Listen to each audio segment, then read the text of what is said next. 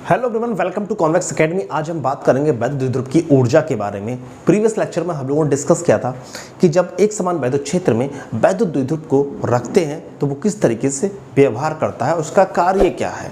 ठीक है, अब हम बात करेंगे जब वैद्युत द्विध्रुव वैद्युत क्षेत्र में रखा जाता है तो उसमें कितनी मिनिमम ऊर्जा रहती है। अब वो ऊर्जा निकालेंगे कैसे, तो सबसे पहले हम लोग देखेंगे कि किस स्थिति में वैद्युत द्विध्रुव अपने आप को रिलैक्स फील करता है। वो कौन सी स्थिति होती है, तो वो आपको पता है, साम्यावस्था की स्थिति में हमेशा वैद्युत द्विध्रुव आना चाहता है। ठीक है, तो वो साम्यावस्था की जो स्थिति होती है वो कुछ इस तरीके से होती है, 0 डिग्री पर।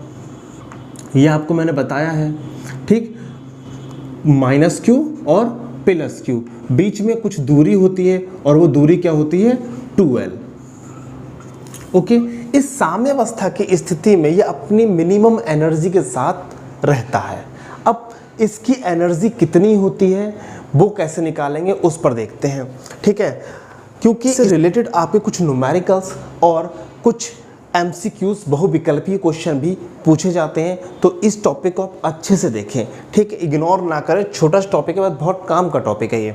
ठीक, अब हमने क्या किया, इस पे काम करने के लिए अब इसमें ऊर्जा कहाँ से आएगी, जब हम इलेक्ट्रिक फील्ड में वैद्युत द्विध्रुव को कहीं से उठाकर लाएं और यहाँ पर रख दें। मतलब उस वैद्युत द्विध्रुव पर किया गया कार्य किसने किया, हमने किया। हमने क्या किया, इस वैद्युत द्विध्रुव को उठाया और इलेक्ट्रिक फील्ड में जाके रख दिया। अब क्या हुआ ये, जो मैंने अपनी एनर्जी खर्च की वो कहाँ चलेगी, वो चेंज होकर इसमें स्थितिज ऊर्जा के रूप में संचित हो गई। ठीक है, मतलब पोटेंशियल एनर्जी के रूप में स्टोर हो गई इसके अंदर। ठीक, वो स्टोरेज हमें निकालनी है। अब देखो जरा, अब हम उस +q को हमने क्या किया, +q जब यहाँ पर लेकर आए थे उसे अनंत से लेकर आए। क्यों? क्योंकि हम जानते हैं जब तक यहाँ पर इलेक्ट्रिक फील्ड है उस पर कोई भी प्रतिकर्षण या आकर्षण बल नहीं लगना चाहिए। ठीक है, हम वहाँ से उठाकर लेकर आएंगे आवेश को जहाँ से हम कार्य करें और वो कार्य हमारी ऊर्जा के रूप में संचित हो जाए। ठीक है, तो हमें पता है कि E का फॉर्मूला क्या होता है, 1/r²। R की दूरी जितनी बढ़ेगी E उतना ही घट जाएगा। R की दूरी अनंत होगी तो E क्या हो जाएगा, 0। तो अनंत दूरी पर E का मान क्या होगा, 0। अब उस स्थिति में +q पर कोई भी बल नहीं लग रहा होगा। ठीक है, अब हम क्या करते हैं, ये जो +q आया है वो यहाँ से आया। अब इस +q को यहाँ से हमने उठाया और उठाकर उस पर कुछ वर्क किया। जब इस पर कुछ कार्य करना शुरू किया तो क्यों किया, क्योंकि यहाँ पर जो आवेश रखा हुआ था पहले से, जो वैद्युत क्षेत्र बना रहा है वो कैसा बना रहा है, प्लस आवेश। ठीक है, तो प्लस आवेश वाला इस प्लस को क्या करेगा, प्रतिकर्षित करेगा। तो हमने क्या किया, इस +q को उठाकर इस पर अपना फोर्स लगाया। कौन सा फोर्स लगाया, F = QE, ये बल लगाया और बल लगाकर हम इसे लेकर यहाँ तक पहुँच गए और +q यहाँ पर जाके हमने रख दिया, यहाँ से उठाकर यहाँ रख दिया। देखो सही है, अब इसे रख दिया, अब ये आ गया +q। अब इस पर कुछ ना कुछ कार्य हुआ, वो कार्य कितना हुआ, u। हमने क्या माना, वो कार्य हुआ u। ठीक, अब ये कार्य अगर u हुआ है तो अब जरा एक चीज़ देखो आप, अब हम दूसरा चार्ज लेकर आएंगे, यहाँ पर उठाएंगे -q को और इस पर एक बल लगाएंगे -QE, वैद्युत क्षेत्र में आवेश पर लगने वाला बल।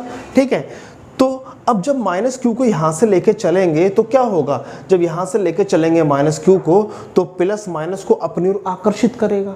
ठीक, तो वो खुद ना जाए तो हम क्या करते हैं, उस -q को पकड़ के रखते हैं और उसे आराम से लेकर आते हैं। मतलब हम फोर्स अप्लाई करते हैं उसकी विपरीत दिशा में और वो काम करता है अपनी इस दिशा में। ठीक है, जब विपरीत दिशा में कार्य करता है तो उस पे द्वारा कितना कार्य किया गया, तो उस पे कार्य किया गया -u और हमने क्या करा, यहाँ पर -q लाके रख दिया तो उस पर कितना कार्य हुआ, -u, ये कार्य किया गया।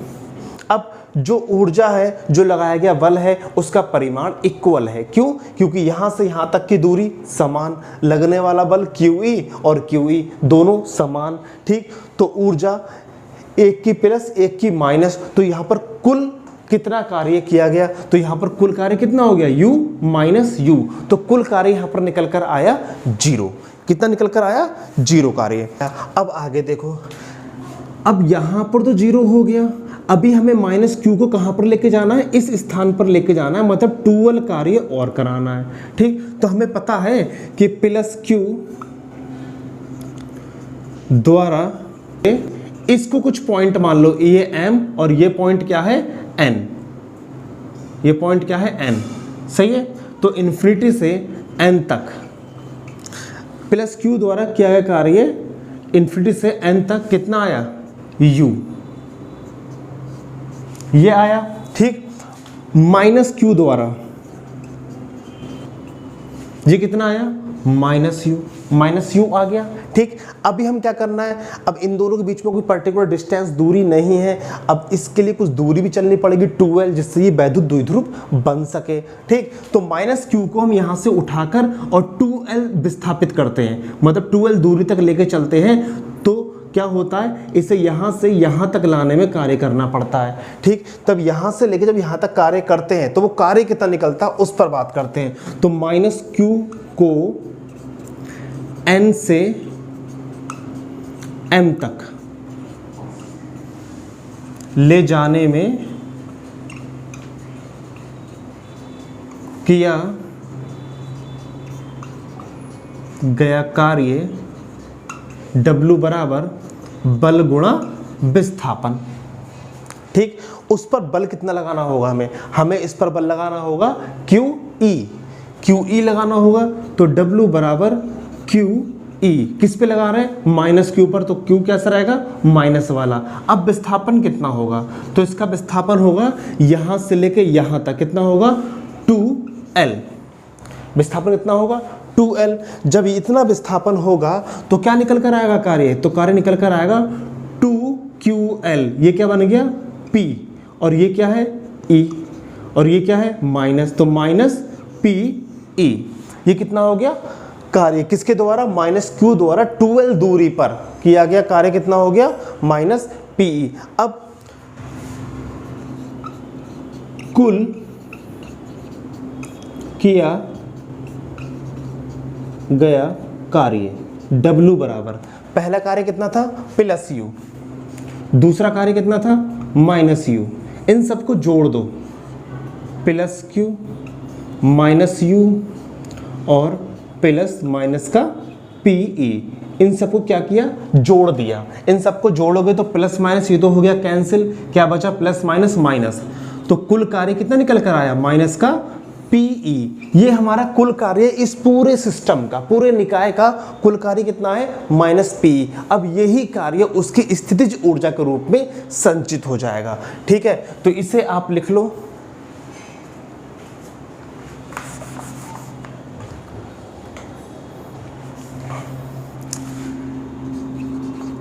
किया गया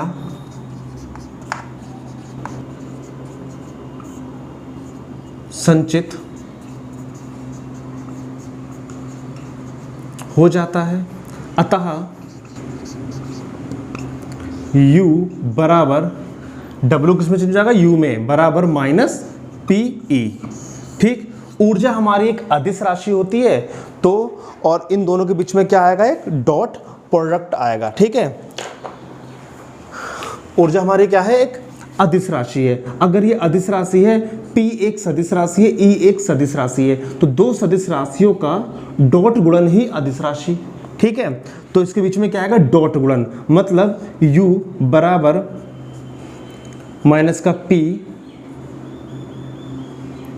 E कॉस थीटा। आप इस तरीके से भी लिख सकते हो, क्योंकि डॉट गुणन में कॉस थीटा लिखा जाता है। ठीक, ये आपकी क्या हो गई एनर्जी ऊर्जा। मतलब ये आपको पता होना चाहिए, जो वैद्युत द्विध्रुव के पास जो एनर्जी होती है वो कैसी होती है, वो नेगेटिव होती है, माइनस एनर्जी होती है वैद्युत क्षेत्र में। ठीक है, ये आपको ध्यान रखना है, ये क्वेश्चन जरूर पूछ लिया जाता है कभी कभी। ठीक, अब इसके बाद में अब हम बात करें, अभी ये साम्य अवस्था की स्थिति में है, 0 डिग्री पर है। ठीक है, उसकी एनर्जी निकाल ली। अगर इसकी स्थिति बदलती है, मतलब और कार्य करता है तो और कार्य करेगा, तो उसके पास एनर्जी आएगी, कुछ ना कुछ एनर्जी लगाएगा। ठीक, तो ये यहाँ से 90 डिग्री पर आता है, 180 डिग्री पर आता है, 270 डिग्री पर आता है, फिर 360 डिग्री पर आता है। तो इस तरीके से हम उसकी और भी एनर्जी, कुल एनर्जी निकाल सकते हैं, किस एंगल पर वैद्युत द्विध्रुव के पास में कितनी ऊर्जा रहेगी। ठीक है, ये देखते हैं। अभी आपको कितना ध्यान रखना है कि माइनस पीई कॉस थीटा रहती है, मतलब पीई, इसके पास माइनस की एनर्जी अवेलेबल उपलब्ध रहती है। ठीक है, अब देखो जरा आगे कहानी, इसका स्क्रीनशॉट ले सकते हैं आप अगर नोट करना है तो। जब ये आपका E हो गया और ये आपका P हो गया, जब साम्यावस्था की स्थिति में है तब उसके पास एनर्जी कितनी है, तो ऊर्जा किया गया कार्य और कुल ऊर्जा उसके पास कितनी होगी। अभी हमारे पास में 0 डिग्री पर हम ऊर्जा निकाल चुके हैं, वो कितनी आई थी, माइनस पीई, ये हमें पता है, माइनस पीई। ठीक, किया गया कार्य कितना होगा, 0, क्योंकि हमें पता था माइनस पी निकल गया, किया गया कार्य कितना था, 0। ठीक, आप कार्य का फॉर्मूला आप जानते हो, इससे भी आप निकाल सकते हो। ठीक है, cos theta 1 minus cos theta 2, इससे भी आप निकाल सकते हो। 0 डिग्री रखना है दोनों जगह पर, तो 0 0, cos 0 का मान 1, cos 0 का मान 1, तो 1 माइनस 1 0, तो टोटल कितना हो जाएगा, 0। ठीक है, तो 0 डिग्री पर क्या होगा, 0 का कार्य होगा, तो कुल ऊर्जा कितनी आ गई, माइनस पीई। कुल ऊर्जा कितनी आई थी, माइनस पीई, ये निकल कर आ गई। ठीक, इतनी बात हम समझ गए थे इस डेरिवेशन के अकॉर्डिंग। अब बात करें आगे, जब ये 90 डिग्री पर होगा, ये क्या है P और ये क्या है E, जब 90 डिग्री पर होगा तब क्या होगा। ठीक, जब 90 डिग्री पर होगा तो इसकी प्रेजेंट वाली अभी की ऊर्जा कितनी है, माइनस पीई। अब 0 से 90 डिग्री पर पहुंचा, 0 से 90 डिग्री पर, ध्यान दो इस फॉर्मूले में करवाया था मैंने, 0 से 90 डिग्री पर मतलब cos 0 और ये क्या है, cos 90। ठीक, cos 0 और cos 90, तो cos 0 का मान 1 होता है, ठीक, cos 90 का मान 0 होता है, तो कितना आएगा, प्लस पीई, प्लस पीई। ठीक है, इतना आ जाएगा कार्य। 0 से जब 90 डिग्री पर पहुंचेगा तो दोनों को जोड़कर देखो, कुल ऊर्जा निकालो, तो प्लस और माइनस कितना हो गया, 0, तो कुल ऊर्जा कितनी निकल कर आएगी, 0। दोनों को जोड़ेंगे तो कैंसिल हो जाएगा। ठीक, तो 90 डिग्री पर, 90 डिग्री पर कुल ऊर्जा कितनी, वैद्युत द्विध्रुव की कितनी होती है, 0 होती है, ये आपको याद रखना है। ठीक, नेक्स्ट, ये आपकी P की दिशा और ये आपकी E की दिशा। जब ये 180 डिग्री पर हो, कितने पे, 180 डिग्री, 90 डिग्री और 0 डिग्री। जब 180 डिग्री पर होगा तब क्या होगा, अब 0 से 180 का कार्य निकालो। अभी प्रेजेंट वाली ऊर्जा कितनी है, माइनस पीई, और किया गया कार्य कितना होगा, 0 से 180, तो 0 और यहाँ क्या रखेंगे, 180। तो cos 180 का मान क्या होता है, cos 180 का मान होता है 1। ठीक है, माइनस 1, तो cos 0 का मान 1 और इसका माइनस 1, तो माइनस माइनस प्लस कितना हो जाएगा, 1 1 1 2, तो कितना आ जाएगा, 2 PE, तो कितना आ जाएगा, 2 PE। इतना कार्य करा इसने। ठीक, जब 180 डिग्री पर है, अब इन दोनों को जोड़कर देख लो, जब इन दोनों को जोड़कर देखोगे तो 2 PE माइनस PE कितना बचेगा, PE। इतना कार्य करा, प्लस का पीई। ठीक, ये आ गया। अब अगर 270 पे निकालना चाहते हो तो वो भी निकाल लो आप, ये E है और ये क्या है, P, ये कितना है, 270 डिग्री। आपको कैमरे में दिखाई दे रहा है, यस दिख रहा है। ठीक, तो 270 डिग्री पे जब निकालोगे तो 0 से 270 प्रेजेंट अभी की ऊर्जा कितनी है, PE। अब आगे देखते हैं 270 डिग्री पर, तो इसमें रख के देखो आप, PE cos 0 का मान 1 माइनस 270, कितना हो जाएगा, 270, बताओ जरा। ठीक, cos 90 कितना होता है, cos 90 होता है 0, जस्ट अपोजिट। 270 कितना हो जाएगा, 0, कितना हो जाएगा, 0, तो कितना आ जाएगा PE, तो ये भी निकल कर आएगा PE। सही है, तो प्लस माइनस फिर क्या हो गया 0। ठीक, कुल ऊर्जा आपके विभिन्न एंगल पर, विभिन्न कोणों पर, 0 डिग्री पर माइनस में, 90 डिग्री पर 0, 180 डिग्री पर प्लस PE रहती है और 270 डिग्री पर फिर 0। तो इसकी मिनिमम एनर्जी सोचो, मिनिमम एनर्जी किस एंगल पर रहती है, तो मिनिमम एनर्जी कौन सी होगी, ये या फिर ये है माइनस, क्योंकि 0 से छोटा होता है माइनस, तो माइनस PE किस एंगल पर रहती है, 0 डिग्री पर इसकी मिनिमम एनर्जी रहती है, किसके पास, वैद्युत द्विध्रुव के पास में। ठीक, और मैक्सिमम सबसे ज्यादा अधिकतम ऊर्जा किसमें होती है, तो अधिकतम प्लस PE वो किस पे होती है, 180 डिग्री पर। दोनों ही स्थिति साम्यावस्था की होती है, ये मैं प्रीवियस डेरिवेशंस में करा चुका हूँ, प्रीवियस लेक्चर में। ठीक है, कि साम्यावस्था की स्थिति क्या होती है, तो मिनिमम और मैक्सिमम, इतनी चीजें आपको याद रखनी है इस ऊर्जा के बारे में कि वैद्युत द्विध्रुव के पास ऊर्जा किस किस तरीके से स्टोर रहती है, मैक्सिमम कब होती है, मिनिमम कब होती है, सही है, और माइनस में होती है, प्लस में होती है, ये सब चीजें आपको याद रखनी है। ठीक है, तो ये टॉपिक आपका वैद्युत द्विध्रुव से रिलेटेड सारे टॉपिक्स जो भी थे आपके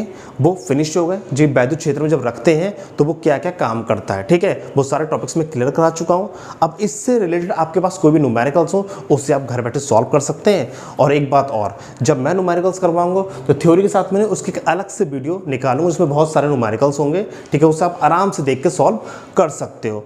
ठीक, सो बात करते हैं नेक्स्ट डेरिवेशन की। नेक्स्ट डेरिवेशन हमारे पास में क्या है, एक हमारे पास में गोला है, एक वृत्ताकार छल्ला। वृत्ताकार छल्ला मतलब एक सर्किल की फॉर्मेट में एक रिंग है, छल्ला है। ठीक, अब उस वृत्ताकार छल्ले के अक्ष से, ठीक है, x दूरी पर एक पॉइंट P है, यहाँ पर वैद्युत क्षेत्र की तीव्रता ज्ञात करनी है। जो वृत्ताकार छल्ला है वो क्या है, पूरी तरह से आवेशित है। वो कैसा है, आवेशित है। तो इस आवेश के कारण इससे x दूरी पर, इसके अक्ष पर हमें एक वैद्युत क्षेत्र की तीव्रता ज्ञात करनी है। ये आपके एक हेडिंग नहीं है एनसीईआरटी पर बेस पर, बट ये एक न्यूमेरिकल में मेंशन है। ठीक है, न्यूमेरिकल के बेस पर ये क्वेश्चन पूछ लिया जाता है, तो इस क्वेश्चन को आप जरूर स्टडी करें। ठीक है, बहुत ईजी है, टफ नहीं है, बस आपको अच्छे से समझना है इसे। हम इसकी त्रिज्या मान लेते हैं, त्रिज्या क्या हो जाएगी हमारी, R हो जाएगी, और ये क्या हो जाएगा, A हो जाएगा। ठीक, त्रिज्या R और ये हमने लंबाई क्या मानी, A। यहां से यहां तक की लंबाई कितनी हो गई, A। ठीक, अब इसके द्वारा बनने वाला वैद्युत क्षेत्र इस डायरेक्शन में जा रहा है, इसके द्वारा बनने वाला वैद्युत क्षेत्र इस डायरेक्शन में जा रहा है। जब दो दिशाएं मिल रही हैं, कोई एक दिशा नहीं मिल रही, तब हम क्या करते हैं, उसके घटक तोड़ते हैं। घटक तोड़ते हैं मतलब कॉस और साइन में। तो हम इसके घटक तोड़ेंगे। एक इसके लिए जो घटक, ये क्या हो गया, इसका परिमाण हो गया। तो एक घटक तो आपका ये हो गया और एक घटक आपका ये हो गया। ठीक है, अब इसके लिए ये एक परिमाण है, तो इसका एक घटक तो यहीं पर हो गया और एक घटक ये हो गया।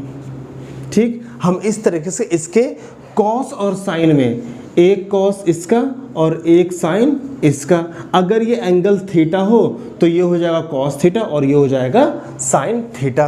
अगर ये थीटा है तो ये भी थीटा। इतना आपको डायग्राम में मेंशन करना है।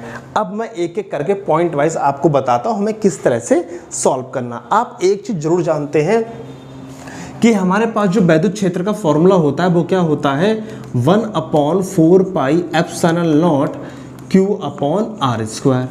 ठीक है, यही हमारा फॉर्मूला होता है। इसी फॉर्मूले के बेस पर हम इसे पूरा सॉल्व करेंगे। ठीक, अब ये जो आवेशित छल्ला है, आवेशित वलय है, इसका आवेशित घनत्व कितना होगा, घनत्व क्या है, लैम्डा। हमने क्या माना आवेशित घनत्व कितना हो गया, लैम्डा।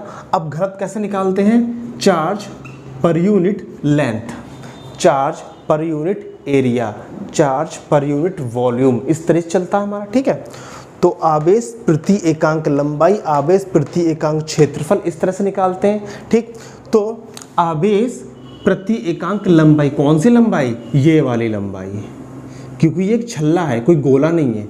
ठीक, तो ये वाली लंबाई क्या है, ये लंबाई है इसकी परिधि। वो क्या है, परिधि। ठीक, अब हमने क्या किया, अब इस पूरी लंबाई के कारण हम वैद्युत क्षेत्र नहीं निकाल सकते, तो हमने क्या किया, इसका एक छोटा सा पार्ट ले लिया, कोई भी एक छोटा सा पार्ट।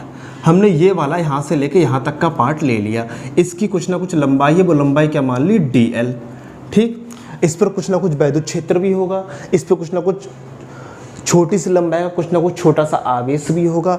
तो हमने क्या माना कि लैम्डा घनत्व, लैम्डा बराबर छोटा सा आवेश dq अपॉन dl। तो dq क्या हो गया, तो dq बराबर आ गया लैम्डा dl। ठीक, ये क्या हो गया, सूक्ष्मतम आवेश इस लंबाई के कारण। ठीक, फिर हम क्या करेंगे, हमने क्या किया, इस पूरे छल्ले के छोटे छोटे छोटे खंड कर लिए, खंड करके और dq पार्ट में बाद में आगे dq dq dq सबके चार्ज क्या करेंगे, जोड़ लेंगे, समाकलन कर लेंगे, मतलब इंटीग्रेशन कर देंगे, जैसे हम और भी डेरिवेशंस में कर चुके हैं। छोटे छोटे पार्ट करते हैं और सबको बाद में क्या करते हैं, इंटीग्रेट कर देते हैं, समाकलित कर लेते हैं। ठीक है, तो इसमें भी हम ऐसा ही करने वाले हैं। तब देखो जरा, इस छोटे से खंड के कारण, इस छोटे से खंड के कारण बनने वाला वैद्युत क्षेत्र कितना होगा, वो होगा dE। कितना होगा, dE। और इस पर आवेश कितना है, dq और r स्क्वायर। r स्क्वायर क्या है, दूरी, यहां से यहां तक की दूरी, वो कितनी है, a है। तो यहां पर क्या ले लेंगे, a स्क्वायर। कितना जाएगा, a स्क्वायर, इतना चेंज हो गया। ठीक, अब देखो जरा, dE बराबर 1/4 पाई एप्सिलॉन नॉट, dq क्या है आपका, lambda dl, lambda dl a square. ठीक है, इतनी बात समझ में आती है। इतनी बात अगर समझ में आती है तो इसकी आप बेसिक थ्योरी है उसे आप लिख लेना। उसे कैसे लिखेंगे, देखो, माना आर त्रिज्या का एक बलय है, एक छल्ला है, जिसके केंद्र O से x दूरी पर एक पॉइंट P है, जिस पर वैद्युत क्षेत्र की तीव्रता ज्ञात करनी है। तब dl लंबाई, माने कि dl लंबाई के कारण वैद्युत क्षेत्र dE कितना हो जाएगा, 1/4 pi epsilon dq upon a square.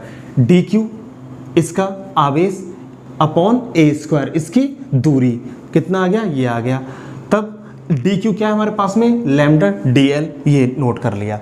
अब इसकी वैद्युत क्षेत्र की जो दिशा है वो दो है, 1 और 2, ये दो परिमाण मिल रहे हैं। तो इसके हमने कुछ घटक तोड़ लिए, वो घटक साइन और कॉस थीटा में आ गए। तो घटक क्या होंगे आपके, dE cos theta, dE sine theta.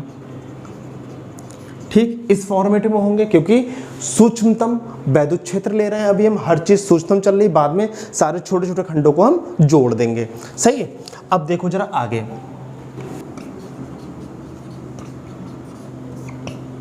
देखो जरा, E के परिमाण के लिए हमने दो घटक तोड़े, कौन कौन से, DE कॉस से DE sine theta, DE cos से DE साइन थीटा, दो घटक टूटे। अब दो घटक टूटने से क्या हुआ, जो DE साइन थीटा है वो विपरीत दिशाओं में है, तो वो क्या हो जाएगा, एक दूसरे को निरस्त कर देंगे। और ये दोनों क्या है, एक ही दिशा में, DE कॉस थीटा, तो ये क्या हो जाएंगे, जुड़ जाएंगे। ठीक, तो DE कॉस थीटा हम जोड़ लेंगे अपनी कैलकुलेशन में। अब ये क्या है, DE, तब कुल विद्युत क्षेत्र। अब असली कहानी आ गई आपकी। ठीक, हमें कुल विद्युत क्षेत्र निकालना है, मतलब अब क्या करना है, छोटे छोटे खंडे करना है, समाकलन करना है। तो समाकलन क्या होगा, तो dE का जब समाकलन करेंगे तो क्या बचेगा, E बचेगा। तो E किसका समाकलन करना है, dE का, ये कुल विद्युत क्षेत्र है आपका। तो dE की जगह क्या रखना है आपको, dE हमारा ये है 1/4 पाई epsilon not lambda dl upon a square. ये आपका जितने भी चीजें आपको x दूरी पर P निकालना है, जितनी भी चीजें हैं आपको दी हुई कंडीशन के अकॉर्डिंग बदल लेंगे। कैसे, अब 1/4 पाई एप्सिलॉन नॉट कांस्टेंट है, इससे देखते हैं, इसे बाहर निकाल लो। लैम्डा इसे बाहर निकाल लो। ठीक, a स्क्वायर इसे बाहर निकाल लो, क्योंकि जो इंटीग्रेशन है वो dl और dl के टर्म्स में कोई भी टर्म यहाँ पर नहीं है, तो सिर्फ इंटीग्रेशन किसका होगा, dl का होगा। ठीक, dl का होगा। अब देखो जरा, तो E बराबर lambda 4 pi epsilon not a square, dl क्या है, dl है हमारे पास में dl, का इंटीग्रेशन मतलब टोटल लंबाई क्या हो जाएगी, तो टोटल लंबाई इसकी परिधि हो जाएगी, परिधि मतलब 2 पाई r हो जाएगी। तो कितना आ जाएगा 2 पाई r आ गया। ठीक, अब 2 पाई r आ जाएगा। अब जरा एक चीज आप देखो, यहां पर कुल घनत्व कितना था, q अपॉन लैम्डा जे क्या आ जाएगा 2 पाई r। सही है, यहां से q का मान निकाल सकते हो, तो q बराबर क्या हो जाएगा लैम्डा 2 पाई r। q बराबर क्या हो जाएगा लैम्डा 2 पाई r, ऐसे भी आप बदल सकते हो। ठीक, अब एक चीज इसमें छूट गई है, उसे आप देख लो जरा। डी कॉस थीटा चल रहा है साथ में, तो डी कॉस थीटा मानेंगे आप। ठीक है, कोई दिक्कत वाली बात नहीं है, आप कॉस थीटा लिखते चले जाओ सब जगह। ठीक है, यहाँ पर भी कॉस थीटा आ जाएगा, यहाँ पर भी कॉस थीटा आ जाएगा, क्योंकि टी कॉस थीटा रह गया ना आपका। ठीक है, वो हमने सब में मेंशन कर दिया। ठीक, इतनी आपकी टर्म निकल कर आ गई। अब इसे आप चेंज करो, ई बराबर lambda cos theta 2 pi r upon 4 pi epsilon not a square. अब देखो lambda upon 4 pi epsilon not इसे ले लिया, और क्या बचा कॉस थीटा 2 पाई r भी इधर ले लो। ठीक, कॉस थीटा अपॉन इधर क्या है a स्क्वायर। अब कॉस थीटा और a स्क्वायर को बदल लो, क्या करोगे आप कॉस थीटा a स्क्वायर को बदल लोगे, तो कॉस थीटा यहाँ पर क्या है कॉस थीटा, तो कॉस थीटा बराबर क्या होता है आधार बटे कर्ण x बटे a। यहां लिख लो lambda upon 4 pi epsilon nought 2 pi r into x upon a। एक तो मैंने ये बदल लिया, और a स्क्वायर आप चेंज करो, a स्क्वायर आपका चेंज किस में हो जाएगा, ये क्या है a स्क्वायर। ठीक, अब देखो a स्क्वायर और a ये कितना हो गया a की घात 3, तो इसे a की घात 3 लिख लो आप, ये आ गया। अब a की घात 3, a क्या है, अब a पर ध्यान दो, a हमारा ये है। देखो हमारी दी हुई कंडीशन क्या है, दी हुई कंडीशन है कि x दूरी पर एक पॉइंट P से वैद्युत क्षेत्र ज्ञात करना है, तो a को कन्वर्ट करो इसमें, तो a हमारा क्या है ये 90 डिग्री पर है ये वाला, तो पाइथागोरस थ्योरम द्वारा under root r square plus x square, under root इसकी जगह पर क्या आएगा under root r square plus x square, under root में आएगा इस तरीके से, और इसकी घात क्या थी 3, तो क्या आ जाएगा 3। ध्यान दो जरा, a की घात 3 थी, सही है, a की जगह क्या रखा मैंने r square plus x square की पावर 1/2, और साथ में क्या है 3, तो 3 एकम 3, 3/2 ये आ जाएगा, तो 3/2 ये कंडीशन आ गई। सही है, इतनी आ गई समझ में। चलो आगे देखते हैं, अब बस सॉल्व हो ही गया ये। Lambda 2 pi r, lambda 2 pi r क्या हो जाएगा q, लैम्डा 2 पाई r क्या हो जाएगा q, तो q इंटू एक्स बटे 4 pi epsilon not r square plus x square की पावर 3/2, ये आपका सॉल्यूशन।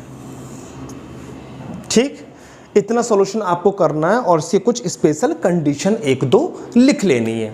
सही है, इसे आप अच्छी तरह से यहां तक आपको समझना ही समझना है इस क्वेश्चन को। अब देखो जरा इसकी केस फर्स्ट में क्या आएगा, केस फर्स्ट, अगर आर स्क्वायर बहुत छोटा हो एक्स स्क्वायर से, आर स्क्वायर बहुत छोटा हो एक्स स्क्वायर से, तो आर स्क्वायर क्या हो जाएगा नगण्य हो जाएगा, मतलब हम 0 मानकर चलेंगे। तो आर स्क्वायर अगर 0 मानकर चलेंगे तो क्या होगा फिर, देखो जरा आगे, ई बराबर ये 0। ठीक, क्या बचा 1/4 पाई epsilon not Q into x upon Q into x upon ये 0, एक्स स्क्वायर की पावर 3/2, ये बचाना सिर्फ, क्योंकि आर स्क्वायर क्या हो गया 0 हो गया, तो 2 से 2 कैंसिल, क्या बचा घात 3,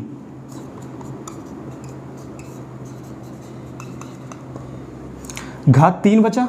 सही है, क्यू एक्स बटे एक्स की घात 3 बचा, 2 से 2 कैंसिल, बचा 3। अब इस 3 में से एक ये कम हो जाएगा, ऊपर वाला कैंसिल हो जाएगा। जब ऊपर वाला कैंसिल हो जाएगा तो नीचे क्या बचेगा 2, तो नीचे लिखो 2 और ये गया कट। देखो जरा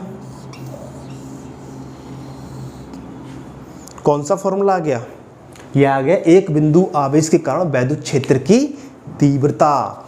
ये x दूरी इतनी दूरी है कि ये छल्ला मुझे एक बिंदु आकार का दिख रहा है। क्या दिख रहा है? एक बिंदु के आकार का दिख रहा है ये छल्ला। ठीक, जब बिंदु आकार का दिख रहा है तो x दूरी इतनी दूरी पर रखा हुआ है ये पॉइंट P, इसलिए क्या है ये एक बिंदु आवेश के कारण वैद्युत क्षेत्र की तीव्रता वाला फॉर्मूला निकल कर आ गया आपका। आ गया, यही फॉर्मूला होता है Q बटे आर स्क्वायर की जगह हमने क्या रखा है x रखा है, तो यहाँ पर x मानकर चलेंगे। पहली कंडीशन, जब आर स्क्वायर बहुत छोटा हो, जब त्रिज्या छोटी हो जाएगी तो छल्ला भी क्या हो जाएगा, छोटा हो जाएगा। त्रिज्या बड़ी छल्ला बड़ा होगा, त्रिज्या छोटी छल्ला बहुत छोटा हो जाएगा। तो जब त्रिज्या बहुत छोटी हो गई तो मुझे छल्ला कैसा दिखाई दिया, एक बिंदु आकार का दिखाई दिया। ठीक, इसका एक लास्ट स्पेशल कंडीशन देख लो, फिर डेरिवेशन फिनिश। केस सेकंड, यदि एक्स स्क्वायर, ये वाला एक्स स्क्वायर बहुत छोटा हो आर स्क्वायर से, एक्स स्क्वायर बहुत छोटा हो आर स्क्वायर से, मतलब इतना छोटा हो एक्स स्क्वायर 0 हो जाएगा। ठीक, अगर एक्स स्क्वायर 0 हो गया तो क्या होगा, सोचो जरा।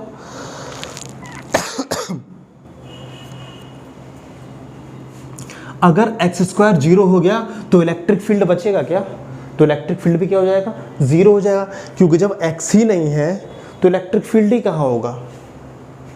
तो देखो जरा, E बराबर Q upon 4 pi epsilon not,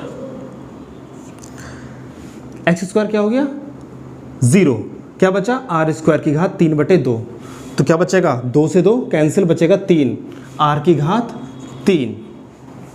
ठीक, अब x 0 है तो E भी क्या हो जाएगा, 0 हो जाएगा। जब E 0 हो जाएगा तो यहाँ पर इलेक्ट्रिक फील्ड क्या हो जाएगा, 0 हो जाएगा। ये कंडीशन आपको याद रखनी है अच्छे से। ओके, ये कंडीशन आपको याद रखनी है, ये केस। ठीक, ये पूरा डेरिवेशन आपका फिनिश हो गया है। ठीक, तो आज का लेक्चर में इतना ही रखेंगे। आपको मैंने एक वैद्युत ध्रुव में ऊर्जा के बारे में बताया और दूसरा ये आपका डेरिवेशन। अब कल मिलेंगे हम गॉस थ्योरम के साथ में और उससे कुछ डेरिवेशंस के साथ में। ठीक है, एक बात और, जितनी भी ये वीडियोस बनाई जा रही हैं यूपी बोर्ड के लिए, तो आप जो भी बच्चे हमारे यूपी बोर्ड के हों तो उन बच्चों को आप शेयर कर सकते हो, जिससे वो भी बिना पैसे खर्चे किसी कोचिंग में यहाँ पर लाइव आकर या फिर ऑफलाइन आकर स्टडी कर सकते हैं। और जिन्होंने मेरा चैनल अभी तक सब्सक्राइब नहीं किया हो तो सब्सक्राइब करें, लाइक करें, वीडियो को शेयर करें। Thank you so much, take care and bye bye.